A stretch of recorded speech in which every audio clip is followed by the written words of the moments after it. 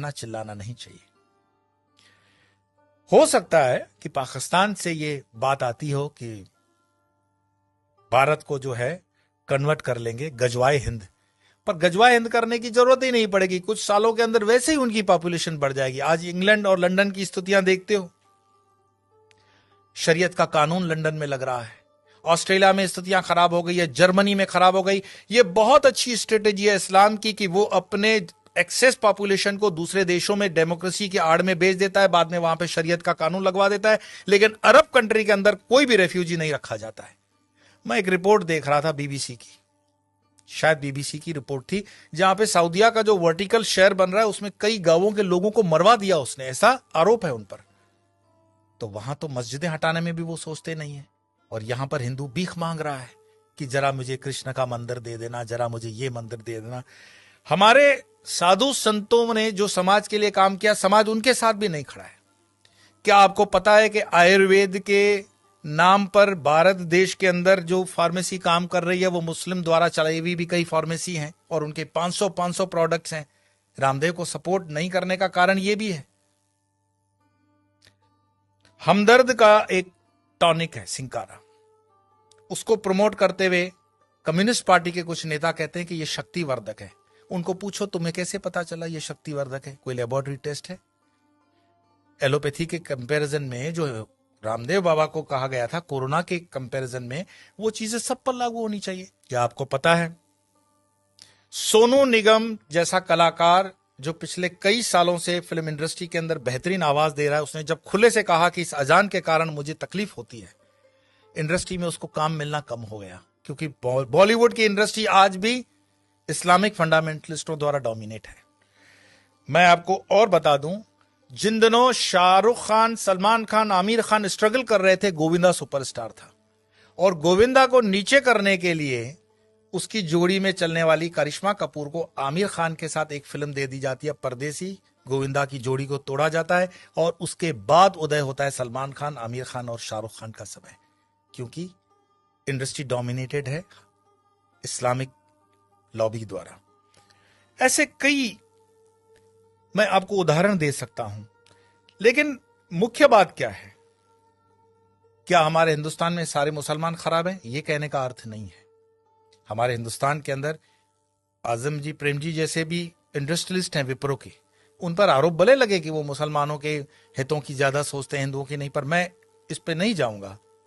परंतु यहां मुसलमान न सिर्फ बढ़ रहे हैं, सुख संपन्नता के साथ बढ़ रहे हैं, ऐसा उस रिपोर्ट में कहा गया है। तो दुखी कौन हो रहा है?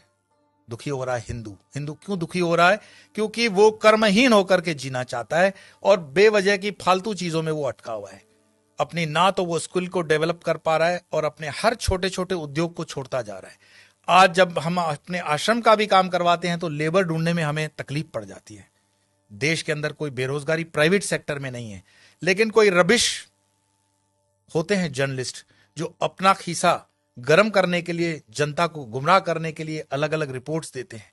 देश के अंदर आज भी उतना ही रोजगार है, अगर युवान ठान ले तो बहुत कुछ कर सकता है, लेकिन जो आप जगह खाली करते हो वो दूसरा आता है। गुजरात के हाईवेज पे एक पूरी होटल्स की चेन है, वो चेन चलाते हैं चेलियास कम्युनिटी के लोग। चेलियास मुस्लिम कम्युनिटी है, और उनकी इतनी यूनियन होती है कि उसमें दूसरा कोई होटल नहीं खोल सकता हिंदू। मैं पूरे गुजरात हाईवे की बात कर रहा हूं, नेशनल हाईवे नंबर 8। साल में सिर्फ 2-3 दिन ये होटलें बंद होती हैं। आपकी ताकत नहीं है कि इस इलाके में कुछ काम कर सको, और उनके होटलों के नाम जो रखे जाते हैं इतने मिसगाइडिंग होते हैं कि आपको पता भी न पड़े कि ये हिंदू की है कि मुस्लिम की है। होटल का नाम होता है भारत, नव Gujarat, Tulsi, Kabir, Jai Hind, Sarvodaya, dine in, dine out. किसको पता पड़ रहा है ये इस्लामिक माइंडसेट की होटल है? लेकिन सारे ट्रक ड्राइवर जानते हैं ये अपने वाले की है, लेकिन हिंदू को इतना बुद्धि नहीं होता कि ये किस होटल में जा रहा है, क्या खा रहा है, क्योंकि जीवन भर हमने हलाल खाने के लिए ठेका ले रखा है। हिंदू को इतना स्वाभिमान नहीं है कि वो कह दे कि जो मैं खान पान खाता हूं तो मेरे प्रोडक्ट पर तुम लोग सात्विक, राजसिक या तामसिक का लेबल लगाओ। भाई सात्विक है तो उसको ऑरेंज कर दो, राजसिक है तो उसको लाल कर दो, तामसिक है तो उसको काला कर दो, वेजिटेरियन का ग्रीन तो है ही। हर चीज पे हलाल लगा हुआ है, और हलाल का तुम्हें मलाल भी नहीं है।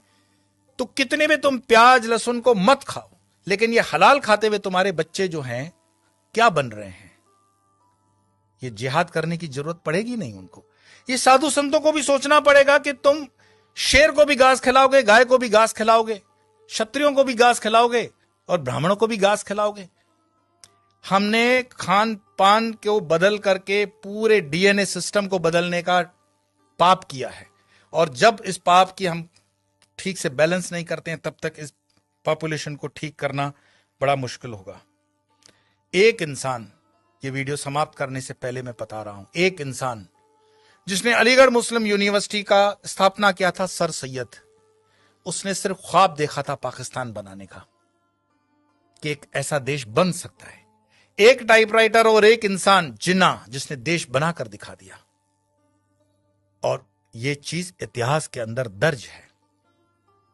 क्या पता ओवैसी जो कह रहा हो उसको हम सीरियसली नहीं ले रहे हैं। अगर शाहबानू केस कोर्ट का इधर उधर हो सकता है तो राम मंदिर का केस भी राहुल गांधी तो बोले थे कि हम कर देंगे, ऐसा उन पर आरोप है, प्रमोद जी ने लगाया था। हिंदुओं को जागना पड़ेगा। कोई शंकराचार्य फिर से आए ना आए इसकी कोई गारंटी नहीं है।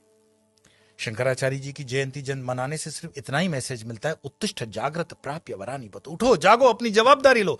कब तक दूसरों के कंधों पे रहोगे कि ये तुम्हारी जवाबदारी लेगा? और धर्म का काम चेतना जगाना है।